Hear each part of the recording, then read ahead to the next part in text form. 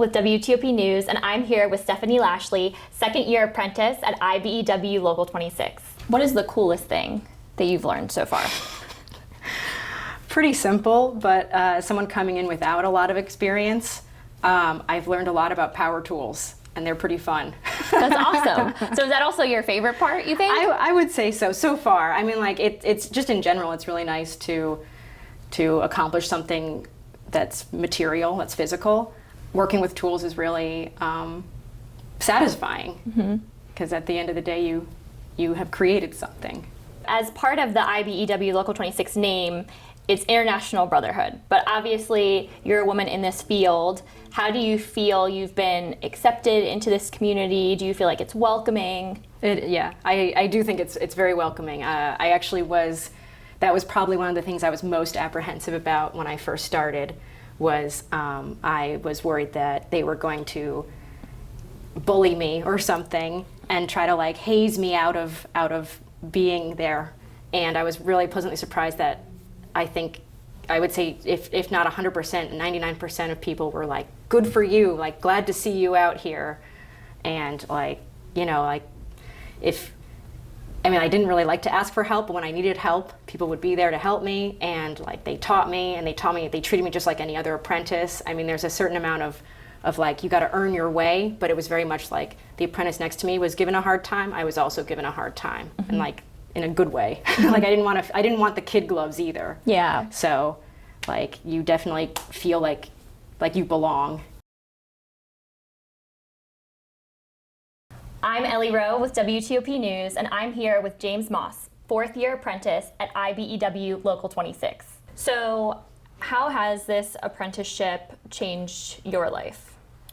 I got a lot more knowledge after the fact, getting into the apprenticeship and learning why we did the things that we did, learning the correct way, having a sense of pride in the work that you're doing and not necessarily thinking of yourself as being a shadow or in the background while other things are happening. It doesn't really matter if you do the job the way that it's supposed to be done, as opposed to being in the apprenticeship where they instill the ideal of, you should be proud of the work you're doing. You should be proud of the things that you're leaving.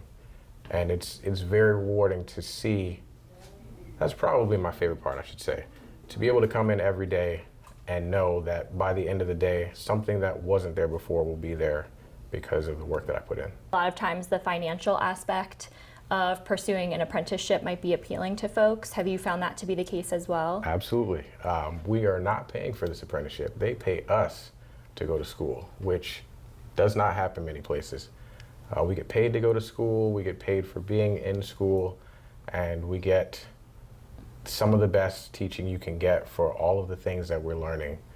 To be able to have that and be able to work full time while being able to move up in the ranks and things like that, it makes it so much easier to choose this.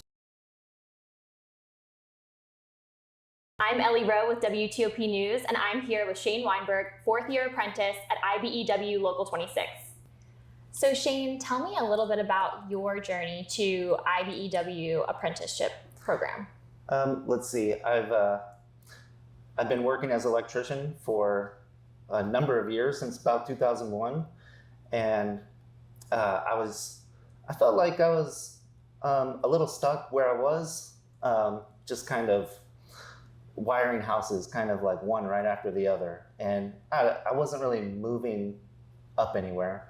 So I felt like that I needed to progress, I needed to move forward. And so a friend told me about the apprenticeship program, and I jumped on it. Nice. Yeah. So what are you learning? You're a fourth year. What are you learning this year that's new from the previous years? This year we're doing motor controls, which is really, it's in depth, really. Yeah.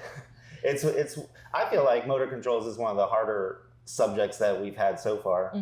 But that, and we do a lot of code. We've been doing code the entire time, but we're getting more into like the special occupancies, special conditions part of the code, which is kind of awesome. So Stephanie, tell me a little bit about the skill set that you had with electrical work before coming to IBEW Local 26? I actually had no skill set whatsoever. I came in from a desk job, basically, and they teach you everything you need to know. It's pretty wonderful. They're patient, to say the least. They had me on material for a while just so that I would get used to knowing what different things were called, and then they would just have me just work with tools little by little, and I learned a lot. You just learn it on the job, and that's honestly what the first year is all about for a lot of us, is just getting better with the basics. If you had one piece of advice that you could give others who may be looking for a career trajectory, what would it be? Do this. That's it.